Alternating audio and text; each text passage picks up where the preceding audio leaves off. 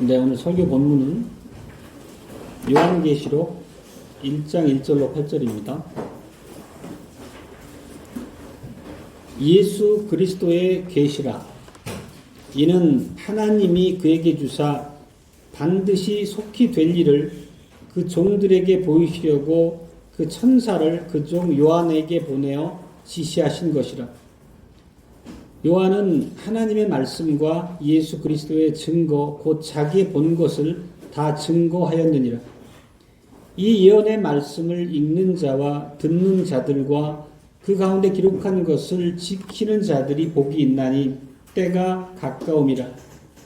요한은 아시아에 있는 7 교회에 편지하노니 이제도 계시고 전에도 계시고 장차 오실 이와 그 보좌 앞에 7 영과 또 충성된 증인으로 죽은 자들 가운데서 먼저 나시고 땅의 임금들의 머리가 되신 예수 그리스도로 말미암아 은혜와 평강이 너에게 있기를 원하노라. 우리를 사랑하사 그의 피로 우리 죄에서 우리를 해방하시고 그 아버지 하나님을 위하여 우리를 나라와 제사장으로 삼으신 그에게 영광과 능력이 세세토록 있기를 원하노라. 아멘. 볼지어다 구름을 타고 오시리라. 각인의 눈이 그를 보겠고 그를 찌른 자들도 볼 터이요 땅에 있는 모든 족속이 그를 인하여 애곡하리니 그러하리라. 아멘. 주 하나님이 가라사대 나는 알파와 오메가라. 이제도 있고 전에도 있었고 장차 올 자요 전능한 자라 하시더라. 아멘. 자, 오늘부터는 요한계시록을 본문으로 해서 주일 설교 말씀을 선포하도록 하겠습니다. 예수 그리스도의 사랑하는 형제자매 여러분, 요한계시록은 우리가 익히 성경에 포함된 하나님의 계시라는 것을 잘 알고 있습니다. 그리고 계시록에 대해서 우리가 평소에 또 기억도 하고 있고 서로 주고받고 이야기를 나누기도 합니다. 그런데 실제로 이 요한계시록을 처음부터 끝까지 차근하게 충분한 이해를 가지고 읽었느냐 이렇게 스스로 자문해보면 그 대답에 선뜻 긍정적인 답을 하기가 쉽진 않습니다. 어찌 보면 약간의 선입견도 있고 계시록 말씀 자체에 대한 부담 또는 어렵게 느껴지는 부분이 많기 때문입니다. 그렇지만 우리가 이 계시록을 어떤 특이한 책으로 우리가 이해할 수는 없습니다. 우리가 요한계시록이라고 하는 하나님의 말씀을 대할 때 가져야 될 기본적인 태도는 하나님께서는 어떠한 경우에도 우리를 혼란 가운데 빠뜨리시려는 분이 아니라는 것입니다. 우리가 하나님의 백성된 마땅한 삶을 살 수 있도록 그분의 진리를 가르치는 그런 책으로서 말씀으로서 우리에게 주셨다는 그 전제를 늘 두어야 되겠습니다. 이 책도 마찬가지로 1장 1절을 보면 예수 그리스도의 계시라고 선언하고 시작합니다. 당연히 이것은 예수 그리스도께서 우리에게 주신 말씀으로 우리가 이해해야 되는 것이고 교회를 통해 그분의 뜻을 깨닫게 하시는 그런 말씀이라는 것입니다. 그리고 계시록의 처음부터 끝까지를 관통하는 이제 핵심 주제는 불충한 교회에 임한 하나님의 언약적 진노라고 하는 관점으로 우리가 이것을 이해해야 됩니다. 실제 이 계시록에 대해서는 굉장히 다양한 해석들이 존재합니다. 신학자들마다 여러 가지 관점의 다른 해석을 내놓는데 당연히 서로 양립할 수 없는 해석들입니다. 그 얘기는 모든 계시록에 대한 해석들이 다 정당한 성경적 해석은 아니라는 뜻입니다. 우리가 이 계시록에 대한 관점을 크게 4가지로 볼 수 있는데 많이 우리가 들어봤던 구분입니다. 첫째는 전천년설이라는 것입니다. 계시록에 보면 천년왕국이라는 말이 나오는데 전천년설은 이 천년왕국을 문자적으로 해석해서 그 천년왕국 이전에 예수님께서 재림하신다 이렇게 보는 게 전천년설이고 또 달리 천년왕국 이후에 예수님께서 재림하신다라는 관점으로 이 계시록을 해석하는 입장이 후천년설입니다. 그리고 우리가 이제 개혁교회가 받아들이는 무천년설 같은 경우는 이 교회 시대 전체를 천년 왕국이라고 이해하는 방식으로서 계시록을 해석하는 입장입니다. 그리고 또 하나가 조금 전 수평적인 비교는 좀 어렵겠지만 과거주의라고 하는 관점이 있습니다. 과거주의라고 하는 것은 계시록에 예언된 모든 말씀을 이미 AD 70년에 예루살렘이 멸망했던 사건에 적용하는 그런 입장을 취하는 것을 우리가 과거주의라고 이렇게 얘기합니다. 이 하나하나에 대해서 깊이 있는 말씀은 각자 좀 참고 도서를 통해서 이해해 나가시기로 하고, 물론 앞으로 이제 진행되는 계시록 설교 안에 필요한 내용들에 대한 추가적인 설명들이 담기긴 할 것입니다. 한 가지 더 언급하고 넘어가자면, 이 전천년설이라고 하는 게 굉장히 교회에 끼친 해악이 큽니다. 그러니까 전천년설이라고 하는 이 잘못된 관점 중에 특히 이제 세대주의적 관점이 우리에게 많은 혼란을 주었는데, 우리가 익숙한 이제 그 용어들로 보면 휴거란 말씀, 그 다음에 또 7년 대환란이 있고, 7년 대환란이 있은 다음에 예수님께서 이 땅에 재림하시고, 그리고 천년왕국이 열린다, 이런 관점들이잖아요. 그 얘기는 매우 사람들의 상상력과 여러 가지 마음을 자극하는 그런 위험성이 있기 때문에, 실제 레프트 비하인드 같은 소설로도 발표됐던 그런 소재로 이용되게 됐던 그런 관점입니다. 수백만 권씩 팔릴 만큼 종말에 대한 사람들의 그런 호기심을 자극하는 책들이죠.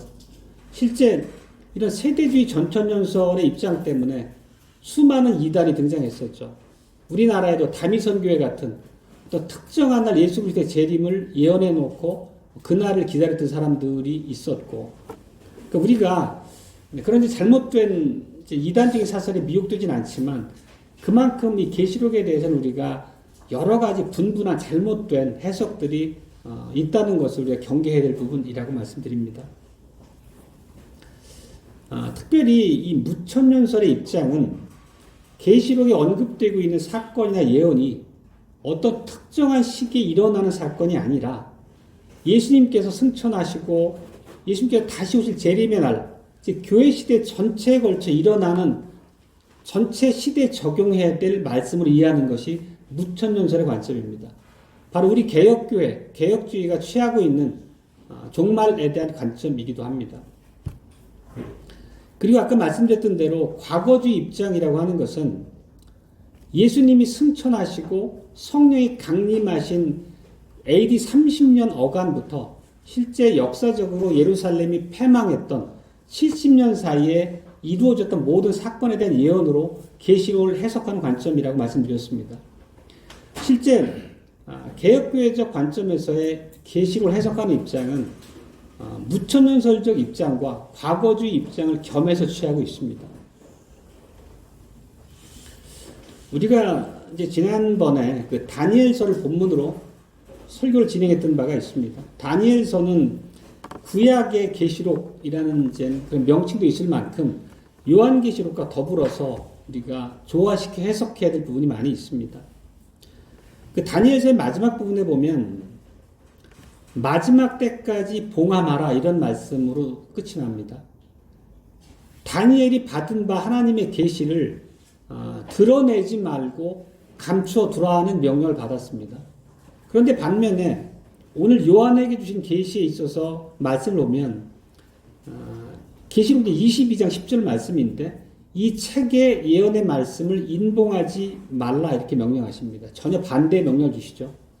그 말씀은 뭐냐면, 사도 요한에게 주셨던 이 모든 말씀들은 그때가, 이루어질 때가 매우 가깝기 때문에 밝히 드러내어서 모든 사람으로 알게 하라, 이런 명령을 주셨다는 의미입니다.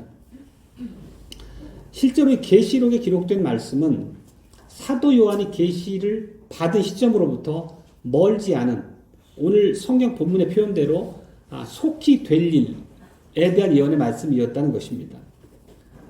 그래서 사도시대의 많은 교회들이 이미 예수 그리스도를 구세주로 신앙하는 많은 성도들이 경험하게 될, 그들이 살아서 경험하게 될 예언의 말씀이었다는 것입니다. 그렇기 때문에 사도 요한은 본인이 받은 바 계시의 말씀을 교회로 하여금 밝히 알 수 있도록 널리 가르쳐줬다는 뜻입니다.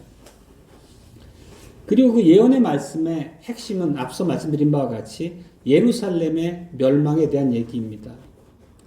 오늘 읽은 본문에서도 그 얘기가 분명하게 선언되고 있습니다. 하나님의 아들이신 예수님께서 메시아로서 우리의 구세주로 오셨는데 당대의 언약 백성인 이스라엘은 예수 그리스도를 인정하지 않고 믿지 않고 오히려 그를 핍박하고 십자가에 못 박았습니다. 이렇게 옛 언약 백성들을 향한 언약적 그런 불순종을 심판하러 오시는 것에 관한 얘기가 바로 계시록의 핵심이라는 뜻입니다. 그렇지만 당연히 예수님께서는 자기가 사랑하시고 또 택하신 자들을 자기의 피로 구속하시고 나라와 제사장으로 삼으시고 교회에게 은혜와 평강을 주신다 하는 말씀 역시도 오늘 본문 안에 담겨 있습니다. 첫 번째 주제는 이제 반드시 속히 될 일과 관련해서 말씀을 드리겠습니다. 이 요한계시록이 하나님의 말씀인 것을 부정하는 사람 우리 중에 아무도 없습니다.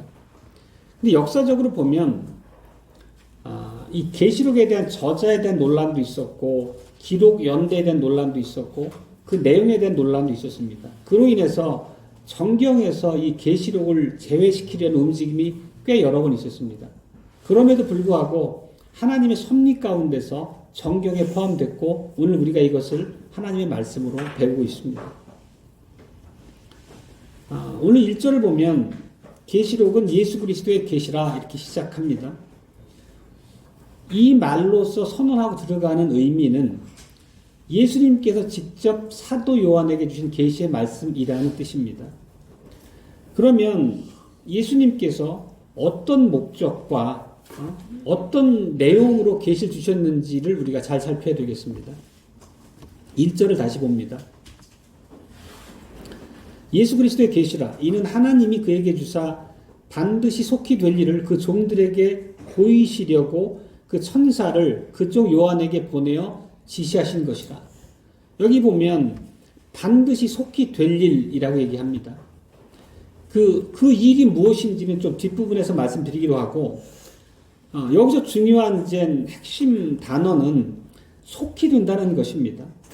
그러니까 이 구절은 아주 먼 미래에 일어날 일이 아니라 조만간에 이 계시를 듣는 사람들이 살아있을 때에 실현될 계시의 말씀이라는 뜻입니다.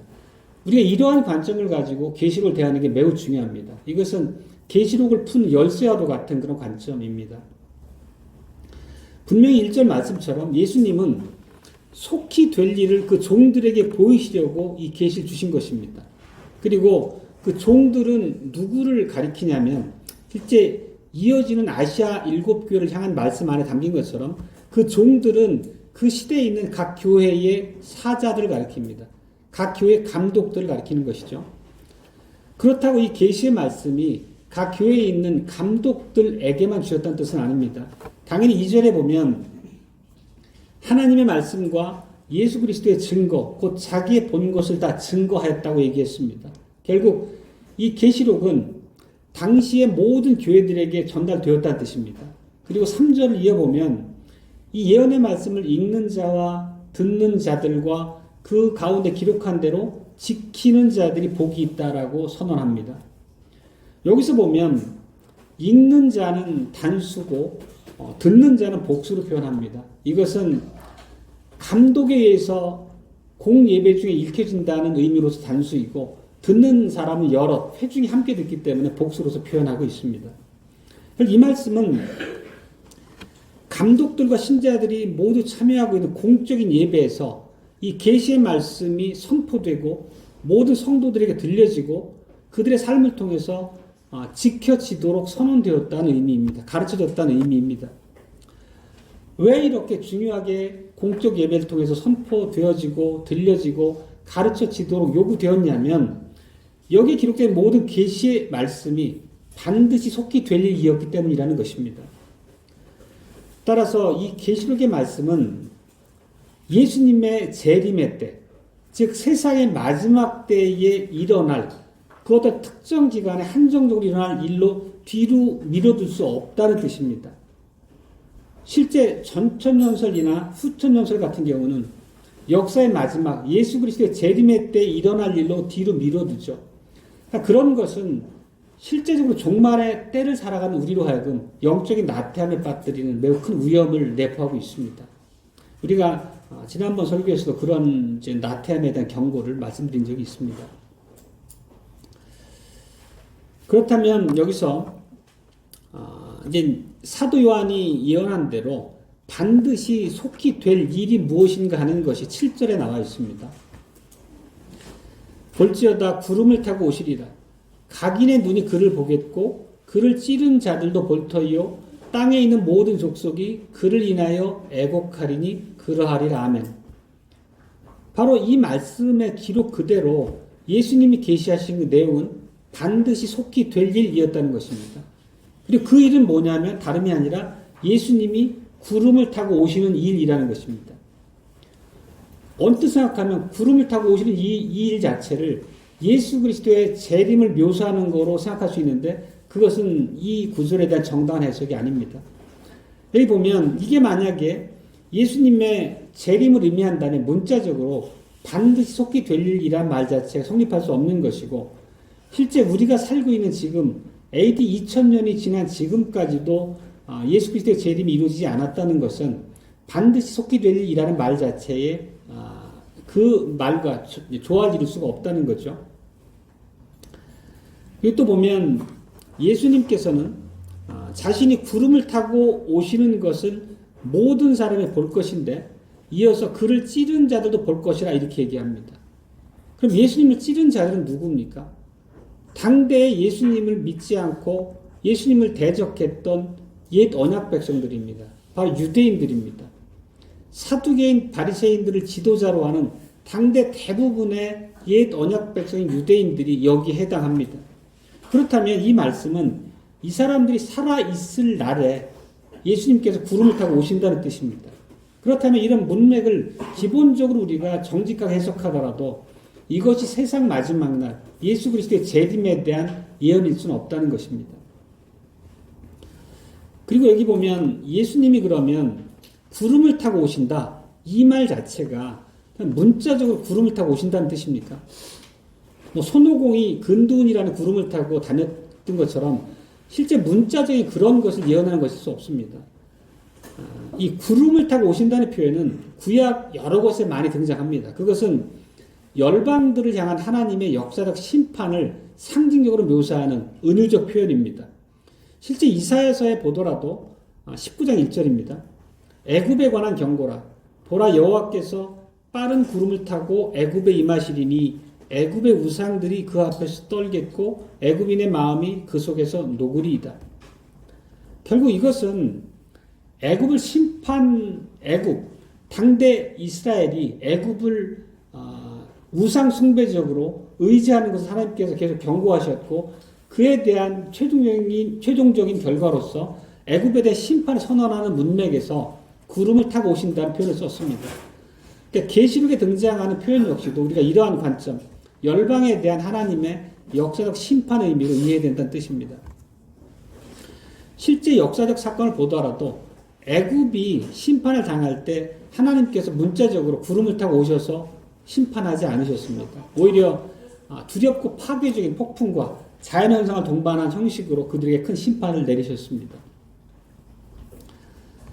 그러니까 이 말씀을 이렇게 설명드렸던 것은 여기 계시록에 등장하는 구름을 타고 오신다는 표현은 마지막 재림의 때를 나타내는 것이 아니고 어떤 나라나 민족을 심판하는 그런 표현으로서 성경 여러 곳에 등장한다는 것을 말씀드립니다. 그리고 7절을 다시 보면 각인의 눈이 그를 보겠고 그를 찌른 자들도 볼 터이요 이렇게 얘기했습니다. 그리고 그를 찌른 자들은 당대 실제적으로 예수님을 십자가에 못 박도록 끝까지 자기들의 불순종으로 완고했던 자들을 가리킵니다. 그런데 여기서 한 가지 이제 의문을 제기할 수도 있겠습니다.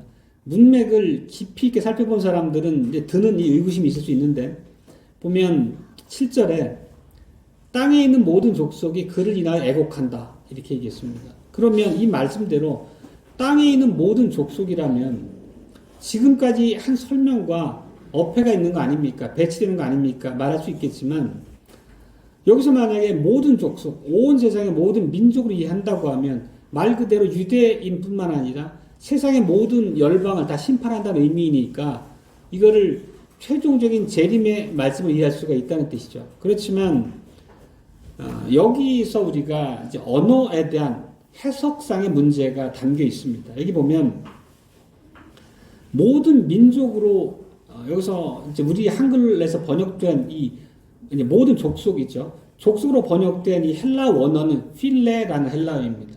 근데 필레라고 하는 것은 말 그대로 모든 민족을 얘기할 때 그런 민족의 의미가 아니라 12지파로 해석하는 것이 합당한 헬라어입니다. 실제 7장 4절을 보더라도 필레라고 하는 것은 12지파를 가리키는 의미로 해석하는 것이 타당합니다. 실제 헬라어에서 일반적으로 모든 민족 할 때 그 민족, 족속을 가리키는 헬라어는 에뜨네라고 하는 다른 원어를 가지고 있습니다.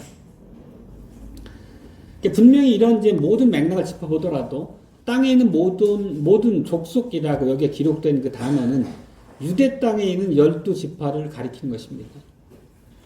여기에서 예수님께서 심판주로 임하신다고 하는 것은 모든 민족을 심판하게 임하는 것이 아니라 당대 유대 땅에 살고 있는 12지파를 심판하러 임하신다라는 예언으로 해석하는 게 마땅하다는 의미입니다.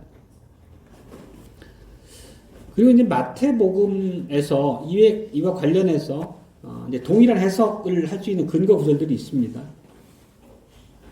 오늘 우리가 이제 읽었던 그 마태복음 24장에도 그런 구절이 있습니다.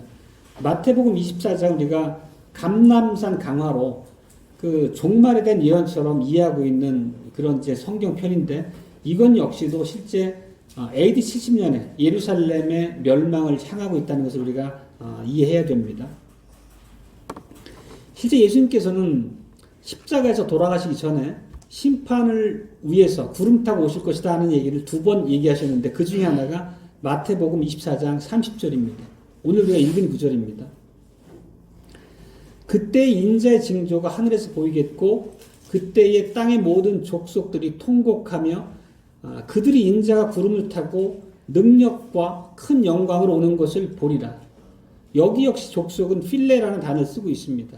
즉 이스라엘의 12지파를 의미하고 있는 것입니다. 결국 예수님은 이 이스라엘의 12지파를 심판하기 위해 구름을 타고 오신다는 것을 여기서도 동일하게 말씀하고 있다는 뜻입니다.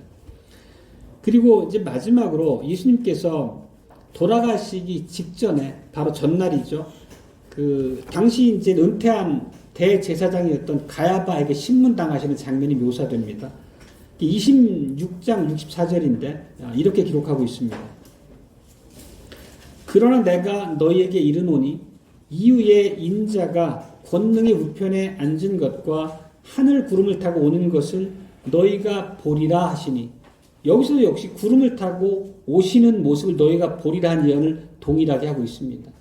이렇게 마태복음의 문맥으로서나 오늘 우리가 본문으로 보고 있는 계시록의 문맥에서나 동일한 말씀을 하고 있는 것입니다.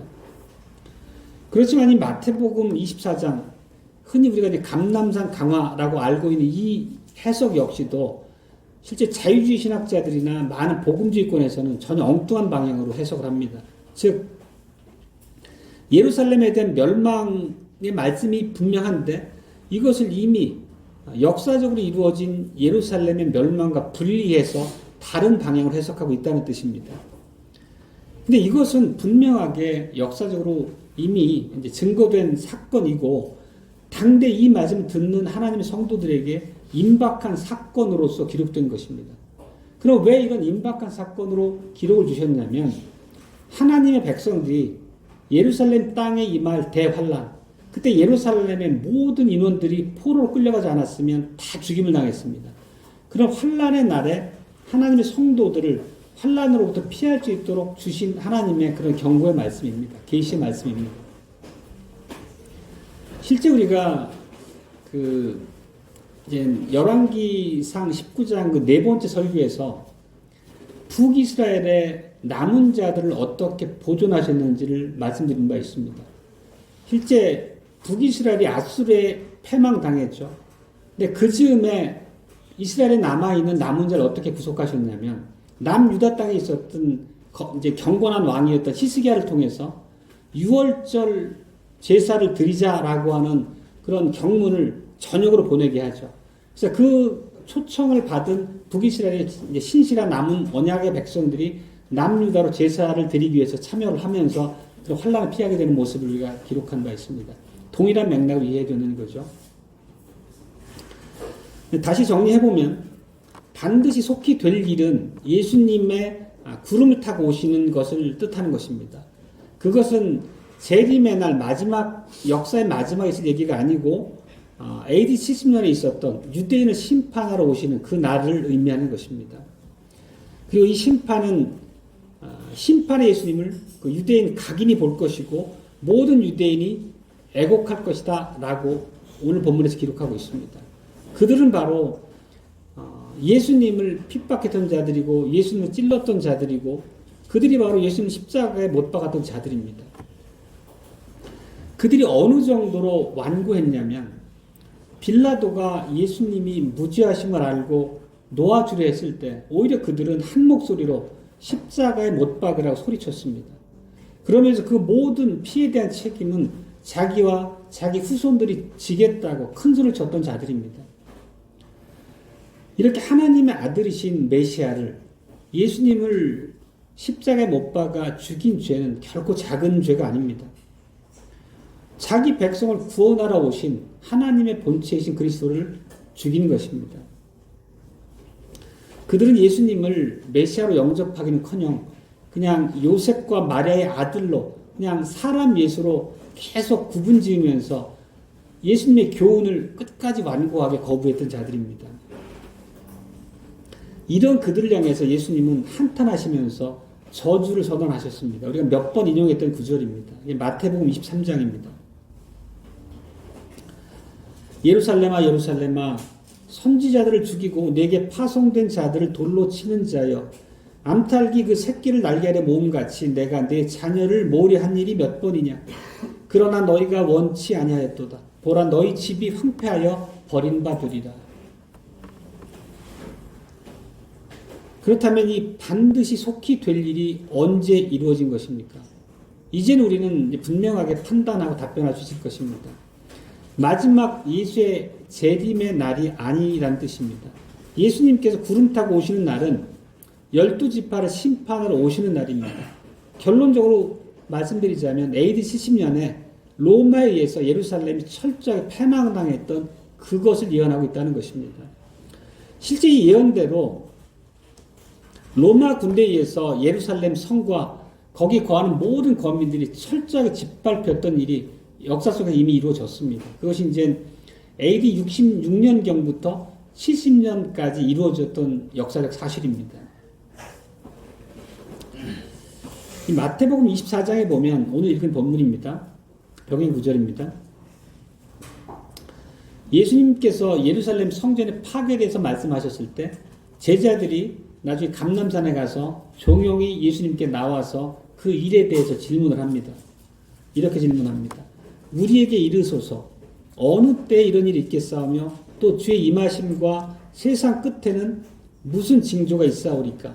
여기 세상이라고 이 번역된 단어는 실제 세대라고 번역하는 게 옳은 번역입니다. 세상이라는 번역이 실제 세상의 마지막이라고 하는 의미로 해석되어지는 그런 또 빌미를 주는 그런 잘못된 오역이기도 합니다.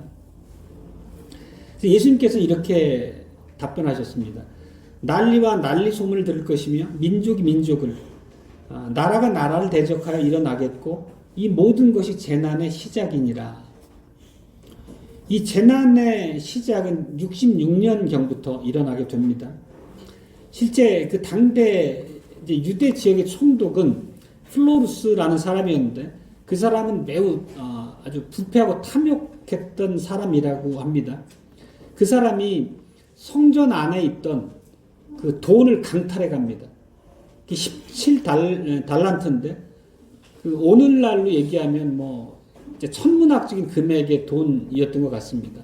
당연히 이에 경로한 이제 유대인들이 그 총독의 신성 모독에 대해서 규탄을 하자. 또 이 총독은 가만히 있는 것이 아니라 수많은 그 유대 이제 예루살렘 백성들을 십자가에 못 박아 처형합니다. 그리고 또 로마 군병들로 하여금 마음껏 예루살렘 성을 약탈하도록 허용합니다. 점점 더 갈등이 고조가 되죠. 그러자 그 성전 수비 대장이었던 사람은 날마다 로마 황제의 평안을 위해 드려졌던 제사를 중단하게 하고 또 유대 저항군들이 안토니우스 요새라고 하는 데 습격해서 로마 병사를 죽이는 일이 벌어집니다. 안토니우스 요새라고 하는 것은 성전 맞은편에 높이 쌓은 일종의 탑인데 성전 안을 감시할 목적으로 세워졌던 건물입니다. 거기에 있는 로마 병사들을 죽이고 또 그 인근, 이제 유대 인근의 그 시리아 지역의 총독이었던 캐스티우스까지도 유대인들이 이제 걸기에서 물리치게 됩니다. 그러니까 이제 이런 이제 자기들의 그런 승세에 의기양양해진 사람들이 이제 그 팔레스타인 전역, 단순히 예루살렘에 국한된 것이 아니라 팔레스타인 전역에 폭동으로까지 비하됩니다. 그러니까 이제 로마 당대 황제였던 네로가 그 베스파시아누스라고 하는 장군을 이제 급파해가지고 폭동을 진압하도록 명령을 합니다. 그런 어간에 이스라엘 열두 지파 간에도 갈등과 분열이 생기면서 서로 간의 전쟁까지 발발합니다.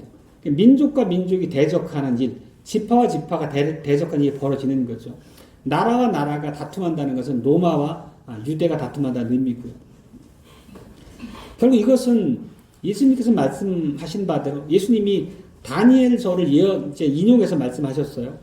멸망에 가증한 것이 거룩한 곳에 서는 그때에 큰 환란이 있을 것이다. 이렇게 얘기하시는데 그 환란이 이제 본격적으로 이제 이루어지고 있는 것입니다.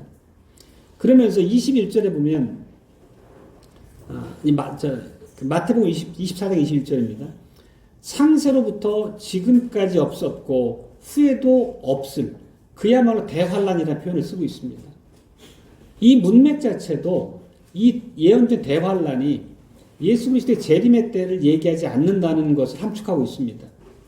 지금까지 없었고 후에도 없을 것이라는 의미 자체가 만약에 역사의 마지막에 있을 대환란이었다고 하면 후에도 없을 것이다 라고 얘기하는 것 자체가 굳이 불필요한 문맥이라는 뜻입니다.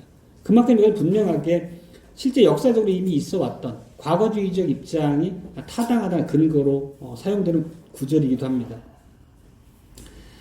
근데 그런 이제 폭동의 이제 와중에 네로 황제가 죽고 그 유대의 폭동을 이제 정벌하러 왔던 베스파시아누스가 황제가 됩니다.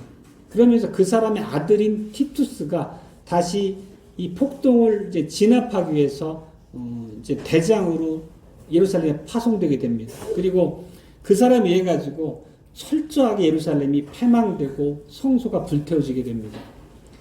당대의 그 모습이 얼마나 그 잔혹했는지는 그 역사적 기록의 문맥 하나하나를 차마 읽을 수 없을 만큼 잔혹한 모습이었다고 합니다. 어린아이까지도 다 죽임을 당했고 그저 살리움을 받아가지고 끌려간 사람들은 여자와 젊은 건장한 남자들이었다고 합니다. 남자들은 끌려가서 로마에서 이제 노예로 콜로세움이라고 하는 그 건물을 짓는 데 투입되어서 끝까지 이제 희생을 당하게 됐던 거죠. 이렇게 예수님께서 사도 요한에게 말씀하신 반드시 속히 될 일은 예수 그리스도의 재림과 더불어 역사의 마지막에 있게 될 사건을 가리키는 것이 아니라 AD 70년에 있었던 사건을 가리킨다는 것으로 우리가 관점을 이해해야 되겠습니다. 가져야 되겠습니다. 두 번째 주제는 읽고 듣고 지켜야 할 일에 대해서입니다. 오늘 본문 3절에서 이 예언의 말씀을 읽는 자와 듣는 자들과 그 가운데 기록한 대로 지켜 행하는 자들이 복이 있다는 얘기를 기록하고 있습니다. 그리고 당대 이 교회의 공적 예배 시간에 이 말씀이 읽혀지고 들려졌다는 것은 분명히 이 말씀이 가지고 있는 그 당대 교회들 향한 의미 있는 교훈이 이 안에 담겨 있다는 뜻입니다. 그것을 크게 두 가지로 요약해서 말씀드리겠습니다.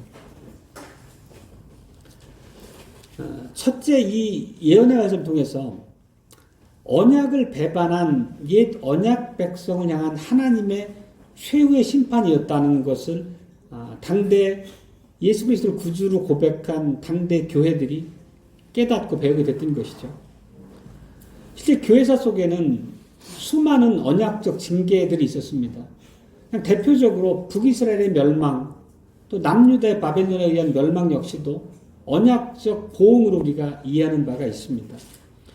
그리고 이렇게 당대 옛 언약 백성인 예루살렘의 패망을 보면서 하나님의 교회들은 어떤 교훈을 얻었겠습니까? 우리들도 하나님의 언약을 가벼이 여기고 하나님의 말씀을 거슬러 행할 때에 하나님의 진노를 살 수 있겠다라고 하는 경계의 말씀을 받았을 것이기도 합니다. 유대인들이 어떤 방식으로 하나님을 거슬러 행했냐면 예배를 온전하게 드리지 않았고 율법의 바른 모습으로 순종함으로써 하나님 나라를 이룬 일에 있어서도 그들은 완고했습니다. 실제 이것 자체가 그들이 율법을 지키는 방식이 없었다는 뜻은 아니죠. 당연히 그들은 모세율법에 따라서 날마다 희생제사 드렸고 또 모세율법과 조상의 유전을 철저하게 지켰던 자들이 당대 유대인들이었습니다. 특히 지도층이었습니다. 그럼에도 불구하고 그들이 궁극적으로는 하나님의 언약을 저버렸다고 우리가 선언할 수밖에 없는 이유는 하나님께서 보내신 하나님의 아들이시고 우리의 구세주인 예수 그리스도를 영접하지 않았던 것입니다. 예수가 누구십니까? 바로 구약의 성전을 이 땅에 완성하시는 참 성전이 바로 예수 그리스도이십니다. 그분이 단 한 번의 제사로 구약의 모든 희생 제사를 완성하시는 대제사장으로서 오신 분입니다. 그렇다면 참된 성전이신 예수님을 영접하지 않는다는 것은 언약을 배반하는 행위이고 하나님께 진정한 예배 드리는 것을 거부하는 것과 다르지 않습니다. 하나님은 참된 성전인 예수 그리스도 안에서 우리를 만나시고 우리의 예배를 받으시기 때문입니다. 우리가 익히 이해하시는 바대로 예수님께서는 모세율법을 완전케 하셨습니다. 그러니까 그 의미는 예수님께서 완성하신 율법의 해석을 그대로 믿고 그 가르침에 따라 순종했어야 함에도 불구하고 당대 유대인들이 그러지 않았다는 거죠. 이것은 결국 모세율법을 저버리는 것과 똑같은 의미이고 궁극적으로는 하나님과 맺은 언약을 파기하는 것과 다름이 아니라는 것입니다. 결국 그들의 이러한 불순종과 완악함, 완고함의 결과로 하나님의 심판을, 언약적 진노를 받을 수밖에 없었던 것입니다. 그리고 이제 두 번째 교훈은 옛 언약에 속한 것들이 예수 그리스도 안에서 완전히 성취되었다는 것을 확실하게 보여주는 것입니다. 옛 언약을 간직했던 유대 모든 성전을 중심으로 한 신앙적인 모습이 철저하게 진멸되고 사라지게 하심으로써 예수 그리스도 안에서 완성된, 성취된 복음을 드러내 가르쳐 주시는 의미도 크게 있습니다. 우리가 잘 아시는 것처럼 예수님은 율법을 완성하러 오셨습니다. 그래서 옛 성전은 참 성전이 예수님 안에서 완성되었습니다. 그리고 구약의 모든 희생제사는 예수님의 단 한 번의 완전한 제사로 더 이상 불필요하게 되었습니다. 그렇지만 이 땅에 있었던 제사장들은, 이 땅에 있었던 바리새인들은, 또 그들을 추종하는 모든 옛 언약의 백성들은 끝까지 이 가르침을 거부하고 예루살렘 성전에 있는 구약의 옛 언약의 방식을 고집했죠. 그렇지만 당대 이스라엘 백성 중에 일부는 예수님을 영접했고 새 언약 안에서 살아가는 방식으로 공동체를 이루게 됐습니다. 교회를 이루게 됐습니다. 그런데 이들 기독교회죠. 예수님을 믿는 새 언약의 공동체와 회당을 중심으로 한 옛 언약의 백성들이 화목하게 서로를 인정했던 게 아니지 않습니까? 잘 아는 것처럼 이 옛 언약의 백성들은 끝까지 자기들의 완고한 입장을 버리지 않고 새롭게 예수 그리스도를 받아들인 언약의 백성들을 핍박하기 시작합니다. 그들의 핍박과 그들의 수많은 악행의 결과로서 새 언약 공동체 안에 들어왔던 많은 사람들이 다시 옛 언약 교회로 돌아가기 시작합니다. 그래서 그들에게 새 언약의 믿음을 끝까지 지키도록 권면하고 복음의 놀라움을 설파하고 가르쳤던 성경이 바로 히브리서죠. 우리가 이해하시고 있는 것처럼. 히브리서는 구약의 모든 것이 예수님 안에서 완벽하게 성취됐다는 것을 대비적으로 매우 선명하게 우리에게 설명해 주기는 글입니다. 그러니까 당대 회당을 통한 교회의 핍박, 또 많은 교회 안에서의 배교가 일어나는 그런 어간에 기록됐던 성경이라는 것입니다. 어쨌든 이런 모든 대립의 상황이 AD 70년에 예수님께서 이 땅에 다시 오심으로 그 예루살렘의 구약의 그 불순종한 언약 백성들을 멸망시키신 분으로 모든 것이 정리가 되었습니다. 그러니까 예루살렘 심판하셨고 옛 언약 질서 안에 있던 모든 것들을 끝장내셨습니다. 예루살렘 성전이 완전히 불타 없어졌고 더 이상 구약의 희생제사를 드릴 근거지가 사라진 것입니다. 그리고 옛 언약 백성들이 중심적으로 모여 이루고 있던 예루살렘이라고 하는 도성 자체도 완전히 회파되어 버렸습니다. 더 이상 옛 언약을 고집할 근거가 사라져버린 거죠. 이것은 하나님께서 더 이상 이 땅에 존재하는 예루살렘 성을 하나님의 도성으로 삼지 않는다고 하는 선언이기도 한 것입니다. 그것을 명확하게 보여준 것이 바로 AD 70년 예루살렘 패망의 사건입니다. 바꿔 말하면 이제 하나님께서는 새 언약 안에 있는 교회를 당신의 새 도성, 새 예루살렘으로 삼겠다고 선언하신 것입니다. 물론 옛 언약이 새 언약으로 바뀐 것은 AD 70년에 예루살렘이 패망함으로써 비로소 이루어진 것은 아니죠. 예수님께서 승천하시고 성령께서 강림하실 때 이미 그 상징의 의미는 옛 언약이 종결되고 새 언약의 시대가 열린 것을 우리가 해석해 왔습니다. 그 사도 베드로가 베드로서 2장 9절에서 우리에게 말하고 가르쳤던 것처럼 이제 옛 언약이 종결되고 새 언약이 시작되었기 때문에 유대인이 하나님의 백성이 아니라 예수 그리스도를 믿는 자들이 택하신 족속이요 하나님의 백성이 된 것입니다. 그리고 더 이상 하나님께서는 언약 백성들을 예루살렘 성전이라고 하는 어떤 가시적인 곳을 통해 만나주시는 것이 아니라 예수 그리스도 안에서 언약 백성을 만나주시는 방식으로 바뀌게 됐습니다. 그렇지만 오순절 이후에도 여전히 예수 그리스도를 배척했던 옛 유대 백성들은 예루살렘 도성을 중심으로 성전 방식의 신앙을 계속 고집했었습니다. 그래서 이런 과도기가 진행됐던 거죠. 이런 과도기 말하자면 성령께서 강림하셨던 AD 30년 어간부터 예루살렘이 패망하는 그 시기 자체에도 이미 새 언약이 도래했고 새 언약의 백성들이 새롭게 공동체를 이루기 시작했지만 그 과정 중에도 완고한 자들은 여전히 옛 언약 방식 안에 머물기 고집했다는 것이죠. 그들 간의 대립과 갈등이 계속 있어 왔습니다. 그리고 이러한 갈등은 우리가 잘 아시는 것처럼 예루살렘에서만 있었던 것이 아니라 실제 바울을 통해서 저녁에 이루어졌던 교회 안에서도 회당과 새로운 공동체 간의 갈등이 많이 있었잖아요. 그것은 소아시아가 그랬고 마게도냐가 그랬고 아가야 지방에서 그랬고 로마가 그랬습니다. 그만큼 이런 첨예한 갈등이 계속적으로 이제 하나님의 교회와 옛 언약 교회 간에 있었던 것이죠. 여전히 이런 갈등과 반목이 남아 있었지만 교회가 확고한 믿음 안에 거할 수 있도록 요한을 통해서 계시 말씀 주신 것입니다. 오늘 읽었던 4절과 5절입니다.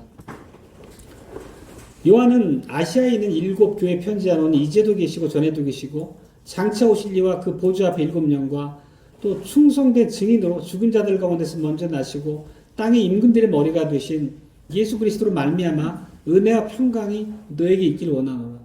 매우 익숙한 구절입니다. 우리가 날마다 예배 때 선포되는 하나님께서 우리를 맞이해 주시는 축복의 인사입니다. 여기서 당연히 우리가 이해하신 바대로 이제도 계시고 전에도 계신 분은 성부 하나님이십니다. 그리고 보좌 앞에 7명은 성령이시고요. 그리고 이 인사는 성자와 성령과 성부 하나님, 이 삼위 하나님으로 말미암은 은혜와 평강을 교회 앞에 선포하는 그런 축복의 말씀입니다. 은혜와 평강은 우리가 매우 익숙한 표현이고 잘 아는 표현이지만 이것은 단지 그냥 세상적으로 흔히 주고받는 그런 차원의 인사가 아닌 예사로운 인사가 아닙니다. 그리스도를 통한 구속 안에 담긴 모든 언약적 축복을 다 담아놓은 그 인사가 바로 이런 은혜와 평강 안에 담긴 인사의 의미입니다. 이제 은혜와 평강을 받는 자들은 누구냐면 예수 그리스도를 믿음으로써 하나님의 백성된 자들입니다. 죄를 용서받고 하나님과 더불어 화목이 회복된 자들을 얘기합니다. 그래서 요한은 5절 하반절부터 6절 이걸 분명하게 우리에게 가르칩니다. 우리를 사랑하사 그의 피로 우리 죄에서 우리를 해방하시고 그 아버지 하나님을 위하여 우리를 나라와 제사장으로 삼으신 그에게 영광과 능력이 세세토록 있기를 원하노라. 이 말씀 안에서 우리가 아울러 이해할 수 있는 부분은 이 계시의 말씀을 들었던 처음에 당대 교회뿐만 아니라 오늘 우리에게도 이 말씀은 동일하게 적용된다는 것을 우리가 깨달아야 됩니다. 물론 우리는 반드시 속히 될 일로서 이 말씀을 받는 입장은 아닙니다. 우리는 이미 과거에 집행됐던 하나님의 언약적 보응으로 이 사건을 보고 이해할 수 있습니다. 우리는 예루살렘의 멸망을 앞두고 있는 시점이 아니라는 뜻입니다.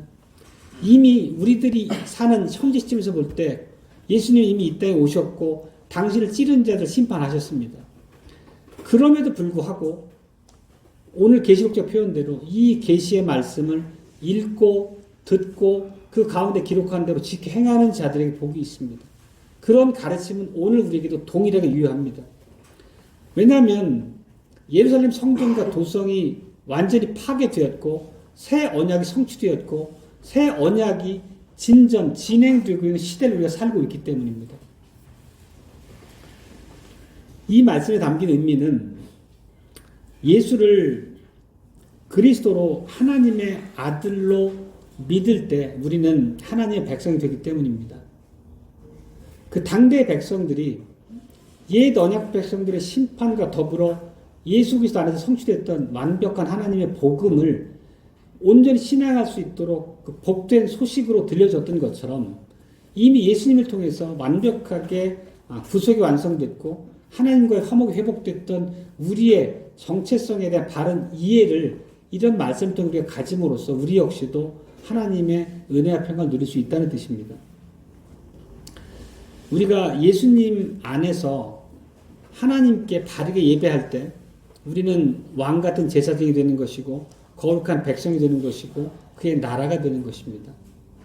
이것은 베드로전서 2장 9절의 표현을 빌어서 드리는 말씀입니다. 이런 말씀들을 한마디로 요약해서 말씀드리자면 우리는 예수 그리스도를 신앙함으로 예수 그리스도께 속함으로 예수 그리스도를 통해서 삼위 하나님의 은혜와 평강에 참여할 수 있게 되는 것입니다. 사랑하는 성도 여러분, 마지막으로 한 가지를 덧붙이겠습니다. 우리도 이 당대 옛 언약 백성들이 심판받았던 것처럼 예수 그리스도를 바르게 신앙하지 않는다면 예수 그리스도의 백성답게 사는 언약 백성의 본분을 거스른다면 하나님의 언약적 보응의 대상이 될 수 있다는 것은 오늘날 역시도 우리 앞에 동일하게 주어져 있는 하나님의 말씀입니다. 우리가 만약에 구원을 얻기 위해서 혹은 또 하나님의 복을 받기 위해서 예수 그리스도 이외에 다른 어떤 것을 조금이라도 의지하게 된다면 그것은 사실 하나님을 바르게 믿는 방법이 아니고 하나님의 진노를 사는 방법입니다. 우리가 과거에 그 핸드릭트 곡이라는 목사가 울름교회에 부임했을 때 그때 그 사람은 알미니안적 사고와 신학을 가진 목사였습니다. 그렇지만 클라스 카이펑하라고 하는 그냥 농장에서 허드렛일 하는 그런 농부의 고백이 그를 변하게 한 발 우리가 들은 바 있습니다. 그 농부가 했던 고백이 뭐냐면 내가 내 구원을 위해서 단 한숨이라도 뭘 보태려 한다면 나는 지옥에 떨어져 마땅하다. 나는 참 어찌 보면 많이 배우지 못한 그 농부한 사람의 고백이 핸드릭트 콕을 변화시켰고 계기를 마련해 줬고 그래서 오늘 우리가 그 신앙 안에 머물 수 있었던 것처럼 우리의 이 신앙은 매우 선명한 입장을 견지해야 된다는 것입니다. 결코 복음은 진리와 진리가 아닌 것을 뒤섞어서 겸해서 우리가 고백할 수 있는 것이 결코 아닙니다. 그렇기 때문에 이 사도 요한의 시대가 옛 언약을 고집했던 유대교와 싸웠다면 우리 시대가 싸워야 할 우리의 대적은 종교 다원주의고 또 교회 안에 침투해 있는 혼합주의입니다. 우리가 이런 잘못된 그 근거를 이루는 철학적 사조를 전에도 말씀드렸지만 포스트 모더니즘이라고 이해합니다. 그러니까 포스트 모더니즘은 사전적인 정의 읽어보면 굉장히 어렵습니다. 제가 찾아보니까 기존 사회의 주류였던 이성, 합리성, 근대성, 거대 담론으로 대표되는 모더니즘을 해체하려는 사상적 경향성이다 이렇게 얘기하는데 사실 잘 이해가 안 갑니다. 근데 포스트 모더니즘의 가장 경계할 부분은 뭐냐면 모든 것을 상대화 시킨다는 것입니다. 너도 옳고 나도 옳고 각자의 입장이 있다는 것이 포스트 모더니즘에 깔리는 아주 근간입니다. 그러니까 예수 그리스도만이 우리의 유일한 구세주라고 하는 것을 정면으로 거부하는 사조가 포스트 모더니즘입니다. 이 포스트 모더니즘이 교회 안에 들어올 때 나타나는 현상이 바로 연합운동, 잘못된 교회 일치운동입니다. 우리가 에큐메니칼이라고 하는 무분별한 교회 연합운동에 대해서 들은 바가 있을 것입니다. 그리고 실제 WCC를 그 단체를 중심으로 한 교회 연합운동이 온 세계를 휩쓸고 있지 않습니까? 60년대 이후에. 이제 우리나라의 수많은 교회들도 이미 거기에 가담하고 있고 이것은 비진리까지도 떠나 안고 관용하고 다 받아들이자는 것입니다. 근데 이것은 참 믿음 안에서 영적 일치를 이루자는 것과 전혀 차원이 다른 얘기입니다. 그냥 거짓을 참과 혼합시키자는 운동입니다. 결국 거짓과 참이 뒤섞이게 되면 참은 그 존재 가치와 모습을 유지할 수가 없게 될 것입니다. 결국 순수한 복음이 없어질 것이고 그 궁극은 하나님의 영원한 언약의 진노와 심판밖에 남지 않을 것입니다. 우리가 이미 이제 현상적으로 알고 있는 것처럼 이런 무분별한 일치와 연합을 가장한 이 혼합주의라는 것이 한국 교계뿐만 아니라 세계적으로 이미 거의 대세가 되어버렸습니다. 그 끝은 결국 종교 다원주의죠. 모두 서로 어깨동무하고 나가는 것이죠. 그렇지만 우리가 분명히 기억해야 될 것은 하나님의 심판이 배제된 복음은 복음이 아닙니다. 예수 그리스도는 철장을 가지고 계십니다. 철장은 말 그대로 쇠몽둥이입니다. 예수 그리스도의 주권과 심판을 상징하죠.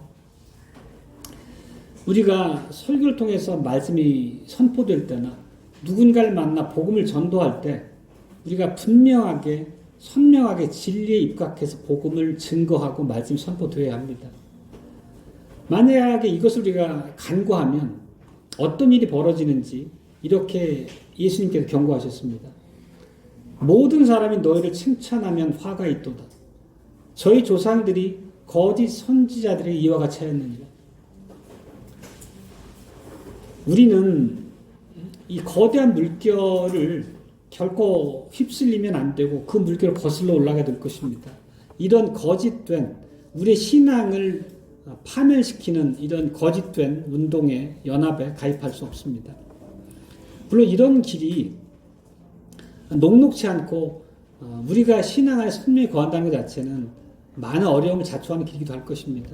그렇지만 우리가 이제 앞으로 다루게 될 아시아 7교회 중에 에베소 교회가 그 악한 자들을 용납하지 않았다는 그 표현이 있는 것처럼 우리 역시도 동일하게 선명한 신앙 고백 안에 머물러야 됩니다. 우리는 이 시대의 거짓된 교회들을 그들과 연합하지 말고 분명하게 구별된 입장에서 반립된 위치를 지켜야 될 것입니다.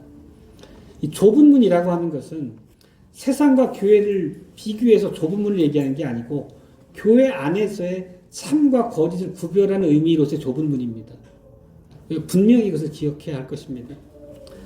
우리가 이렇게 진리에 입각한 선명한 신앙 고백의 토대의 교회를 이루어간다는 것은 이러저러한 어려움이나 또 궁핍함을 감수해야 될 길이기도 합니다. 그렇지만 궁극적으로 심판주이신 주님께서 인정하시는 신앙인가에 대해서 우리가 타협할 여지를 두면 결코 안 되겠습니다. 우리가 참고 인내하고 주님을 끝까지 섬긴다면 우리는 영원토록 하나님을 섬기는 하나님의 제사장 나라가 될 것입니다. 우리 모두가 삼위 하나님의 은혜와 평강을 바르게 누리고 마음속에 새길 수 있기를 바랍니다. 아멘.